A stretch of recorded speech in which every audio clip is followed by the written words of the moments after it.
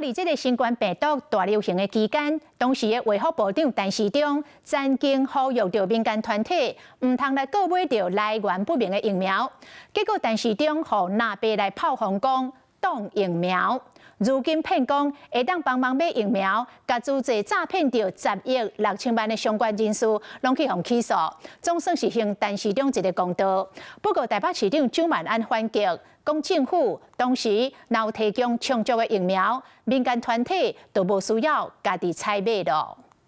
那现在真相已经大白，那我相信当初做出不实指控的人，应该对社会有所道歉。讲我为人爱回实嘞，因为2020年新冠疫情严重的时阵，时任卫生部长陈时中讲这话叫拿杯美工挡疫苗。那如果连源头都没有，那其实就会走很多的冤枉路，那甚至有可能是一些比较不正当的一些前科所为。当时中华律师公会社担任理事长去甲注册基金会规讲，会当倒买 BNT 疫苗骗差不多10亿6千万，时间过5年，相关人等等拢去起诉。以前讲那么清楚，你们都不听信。搁一摆想到过去迄当阵，前卫生部长试水官强调早着警告过，前卫生福利部政务处长王必胜嘛破问讲，疫情期间陈时中捌甲讲，我讲采购疫苗拢要经谨慎细腻，因为咱代表国家人民，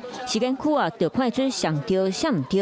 不过2020年9月竞选台北市长期间，蒋万安佮因为 BNT 疫苗采购争议，点名陈时中嘛质疑是要相信主席，还是民进党？当初我想在选举的时候，大家为了一个相关选举的利益，对于执政团队或我们防疫团队极尽的抹黑。陈时中要求针对这个造谣抹黑道歉，那你要跟他道歉吗？